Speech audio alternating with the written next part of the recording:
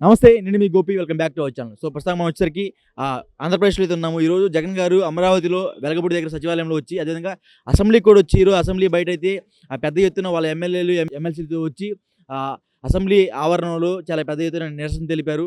So అసలు ఆ నిరసన ఎందుకు తెలిపారు అనే విషయం ఆంధ్రప్రదేశ్ వ్యక్తితో మాట్లాడదాం. So hi bro. హాయ్.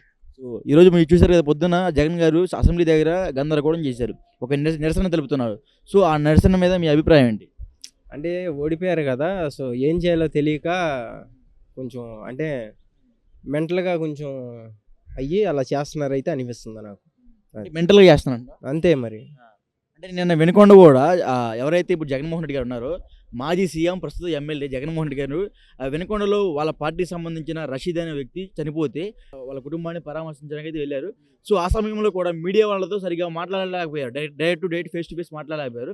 వాళ్ళు మధ్యలో క్వశ్చన్స్ అడుగుతుంటే నన్ను డిస్టర్బ్ చేయమాకని అంటున్నారు. అంటే మీడియా వాళ్ళతో లైవ్లో జగన్ గారు మాట్లాడలేరా, లేకపోతే భయమా? పోటీగా మాట్లాడలేరు. జగన్ గారి సంగతి తెలిసిందే కదా, డైరెక్ట్గా కెమెరా పెడితే కంపల్సరీ మాట్లాడలేరు.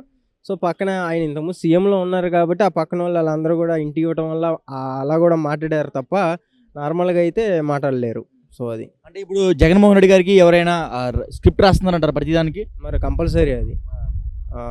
చిలకమ్మ అమ్ముకొట్టిందా సాంగ్ పాడమనండి జగన్ గారిని, మొక్క పోకుండా. పాడరా? పాడలేరు. కాన్ఫిడెన్స్ ఏంది? అంతే. అంత కాన్ఫిడెన్స్ ఏంది అంటున్నా? అంటే అంత అంటే కొంచెం మర్చిపోతూ ఉంటారు పదాలు ఆయన, అంతే. సో జగన్ గారు అసెంబ్లీ దాకా వచ్చారు, కానీ అసెంబ్లీ లోపలికి రాకుండా, ఒకవేళ వచ్చినా సరే ఏదో ఆయన పని ఆయన చూసుకొని బయటకు వెళ్ళిపోయాడు తప్ప అసెంబ్లీలోకి వచ్చి ప్రభుత్వం చేస్తున్న తప్పుల్ని సరిదిద్దలేకుండా ఆయన కేవలం నిరసన తెలిపి వెళ్ళిపోయాడు కదా. సో దాని మీద మీ అభిప్రాయం ఏంటి? అక్కడ ఉంది పిఠాపురం పవన్ కళ్యాణ్ గారు. ఒకసారి అయితే దాని గురించి టచ్ చేసి ఆయన ఏం చేస్తున్నాడు ఏంటని అడిగినా సరే వాళ్ళ ఫ్యాన్సే కానీ వాళ్ళకి సంబంధించిన వాళ్ళు మొత్తం కూడా మళ్ళీ తిరగబడతారు. సో అది పవన్ కళ్యాణ్ గారు వద్దన్నారు కదా, వాళ్ళు ఎలా అన్నా ఉండే పోనీ మనం గెలిచాము, మనం ప్రజలకు చేయాల్సింది చేసాం, గొడవలు పడొద్దు అన్న ఒక్క మాట మీద ఫ్యాన్స్ అందరం ఆగుతున్నాం. కానీ లేకపోతే వాళ్ళు ఇంతకుముందు చేసినవన్నీ కూడా మైండ్ సెట్లో ఉన్నాయి. ఆయన చేసిన ట్రోల్స్ వీడియోలు ప్రతి ఒక్కటి మా దగ్గర ఉన్నాయి ప్రూఫ్స్. కానీ పవన్ కళ్యాణ్ గారు ఏం చేయొద్దు, మన పని మనం చేసుకుంటూ వెళ్ళిపోదాం అన్న ఒక్క పాయింట్ మీద మేము అందరం ఆగుతున్నాం. సో ఇంకోటి వచ్చరికి విజయసాయి రెడ్డికి ఒక అక్రమ సంబంధం ఉందని గత కొన్ని కాలంగా బాగా వైరల్ అవుతుంది. సో ఆ బాబు ఎక్కడున్నాడు? పుట్టిన బాబు విజయసాయి రెడ్డి గారికి ఇచ్చారని కొన్ని వార్తలు వస్తున్నాయి. సో ముందు ఆ పుట్టిన బాబు ఎక్కడున్నాడు? బాబు ఎక్కడున్నాడో ఎవరికి తెలియదు, అది అంచనా లేదు. సో బతుకుంటే కనుక కంపల్సరీ పార్టీకి అయితే బయటకు వచ్చి మీడియా ముందు కంపల్సరీ పెట్టేవాళ్ళు. అంటే మీ ఉద్దేశం చనిపోయాడనా? నేను అదే అనుకుంటున్నాను. మరి ఇంత ఇష్యూ అవుతున్నా కూడా బయటకు ఎందుకు రాలేదు? చనిపోయాడా చంపేశాడా? చంపేశారో చనిపోయారో అన్నది ఇంకా అది క్వశ్చన్ మార్కులు ఉండిపోయింది. అది అంటే దీని మీద ప్రభుత్వం కూడా ఎందుకు చర్య తీసుకోవట్లేదు? అది నిజమా అబద్ధమా అన్న దాని మీద ఉంది, అది తీసుకోవాలా తీసుకోకూడదు అని. మరి అందుకని ఆ క్వశ్చన్ మార్క్ ఉండిపోయింది జనాల్లో. అంటే శాంతి మాజీ భర్త అనుకోవచ్చు, లేకపోతే శాంతి భర్త అనుకోవచ్చు, మధుసూదన్ గారు ఆయన ఖచ్చితంగా DNA టెస్ట్కి విజయసాయి రెడ్డి గారు హాజరు కావాలని చెప్తున్నారు. అయినా సరే విజయసాయి రెడ్డి గారు హాజరు కాకుండా ఢిల్లీ వెళ్ళి ప్రెస్ మీట్ పెట్టాడు. సో దాని మీద మీ అభిప్రాయం ఏంటి? ఆయన పెట్టాలనుకున్నారు కాబట్టి పెట్టారు, వద్దనుకుంటే అయిపోయేవాడు అంతే. DNA మీద ఇంకా నో ఆప్షన్, ఇంకా DNA రాడంటారా? అంతే, రాదు. ఎందుకు రాడు? ఇక రాడు ఇంకా, అంతే. ఇంకా అంటే ఖచ్చితంగా ఆయన పాల్గొని ఉంటారా దాంట్లో? 100%. లేకుండా అలా ఎందుకు అయింది? అంటే ఆ లిస్టులో చాలా మంది పేర్లు వచ్చినాయి, ఒక్క విజయసాయి రెడ్డి గారి పేరు ఎందుకు హైలైట్ చేశారు? ఆయన హైలైట్లో ఉన్నాడు కాబట్టి హైలైట్ చేశారు అంతే. సో ఇంకోటి వచ్చేసరికి ఆంధ్రప్రదేశ్లో విపరీతంగా మర్డర్లు ఎక్కువ జరుగుతున్నాయి. ఏది ఆఫ్టర్ కూటమి వచ్చిన తర్వాత సో మర్డర్లు అయితే బాగా ఎక్కువ జరుగుతున్నాయి. ఈ ఎక్కువైతే మర్డర్లు జరుగుతున్నాయి కదా, వైసీపీ ప్రభుత్వం దీని మీద ఎక్కువగా స్పందిస్తూ ఉంది. సో వైసీపీ ప్రభుత్వంలో ఇంత పెద్ద ఎత్తున మర్డర్లు అయితే జరగలేదు, ఈ ప్రభుత్వంలో ఎందుకు జరుగుతున్నాయి అంటావు? జరుగుతున్నాయి అంటే ఇప్పుడు వీళ్ళు ఓడిపోయారు కాబట్టి ఆటోమేటిక్గా ఈ ఫ్యాన్స్ అనుకొని అలా చేయొచ్చు, గ్యాంగ్ రేపులు ఇవన్నీ జరుగుతూ ఉంటున్నాయి.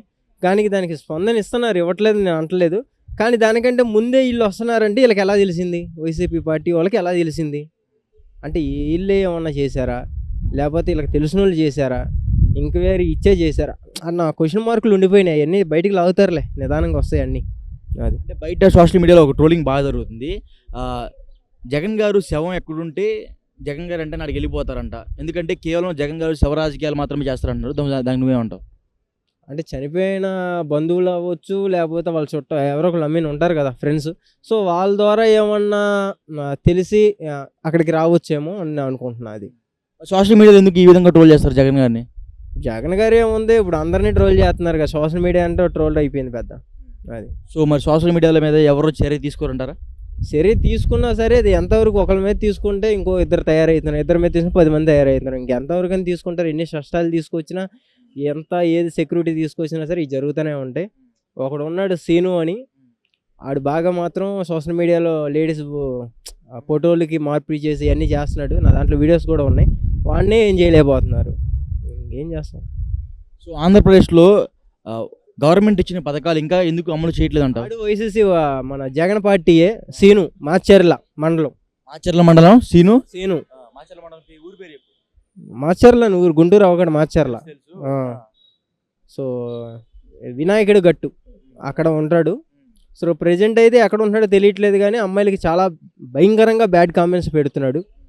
అంటే ఎట్లా అంటే మీ ఆయనతో ఉన్నప్పుడు నీకు ఎలా చేస్తాడు అన్నట్టు కామెంట్స్ కూడా నా దగ్గర ప్రూఫ్స్ ఉన్నాయి.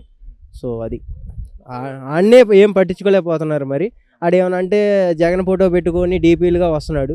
ఒక్క అకౌంట్ కాదు, చాలా అకౌంట్లు పెట్టుకొని వస్తున్నాడు. అది జగన్ గారి టీమే ఇట్లా చేస్తుందంటారా? ఇలా చేస్తుంది. ఏమనంటే మా పార్టీ ఓడిపోయినా మేము చూసుకుంటాం అన్నట్టుగా మాట్లాడుతున్నాడు వాడు.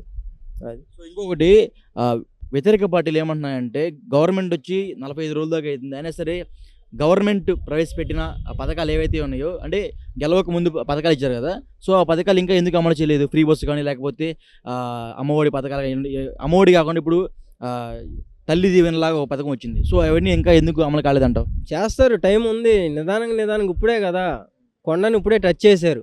ఆ కొండలో ఏమేమి దాశారు, ఏంటి ఏం కథ మొత్తం అన్నీ తీయాలి. ఒక్కోటి తీసినప్పుడు ఒక్కోటి ఉంటుంది. టైం ఉంది, టైం ఏమి అయిపోలేదు కదా. అది మరి ఎందుకు మీ వైసీపీ వాళ్ళు మొత్తం ఇదే ఫాస్ట్ చేస్తున్నారు? వాళ్ళు ఉంటారు అంతే. ప్రెస్టేషన్ ఉంటుందిలే అబ్బా. మరి అలా మాట్లాడితే ఎలా చెప్పు? పాపం వాళ్ళని కూడా తక్కువ చేసి మాట్లాడకూడదు కదా. వాళ్ళ ప్రెస్టేషన్లో వాళ్ళు ఉంటారు పాపం. అది పాపం వాళ్ళు పెట్టిన మందు ఆపేశారు. వాళ్ళ ప్రెస్టేషన్లో వాళ్ళు ఉంటారు పాపం. ఆ బ్రాండ్ దొరక్క ఏం చేస్తాం? సో ఇంకోటిసరికి నిన్న వినకొండ వెళ్ళిన తర్వాత అక్కడ వాళ్ళ కుటుంబాన్ని పరామర్శించకుండా నీకు 15,000 నీకు 15,000 నీకు 15,000 అలా అంటున్నాడు కదా. సో దాని మీద నీ అభిప్రాయం ఏంటి? అంటే అలాగే ఇచ్చాడు కదా ఇంతకుముందు. సో వెళ్ళిన సిచ్యువేషన్ వేరు, మాట్లాడే మాటలు వేరు. అలవాటు అయిపోయింది అబ్బా. అప్పుడు మైండ్ సెట్లో అది ఒక అలవాటు అయిపోయింది.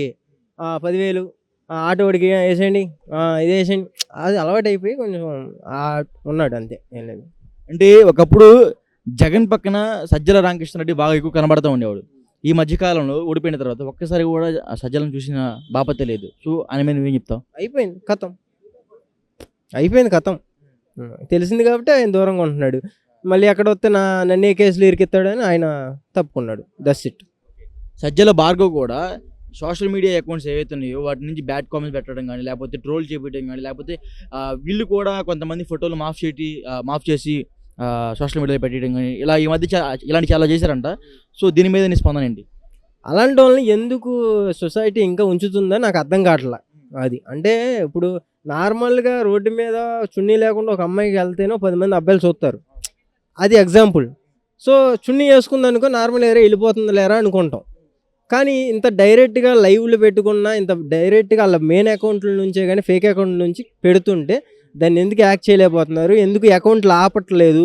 అంటే మంచి వీడియోలు పెడుతుంటేనేమో ఇన్స్టాగ్రామ్ కానీ, యూట్యూబ్, ఫేస్బుక్ కోడ్ యాక్సెప్ట్ చేస్తున్నాడు. అంటే నువ్వు వీడియో పెట్టినప్పుడు నీకు నోటిఫికేషన్ వెళ్ళిద్ది కదా, స్కాన్ అయ్యిద్ది కదా, పలానా వీడియో పెడుతున్నారు పబ్లిక్ చేయాలి అని.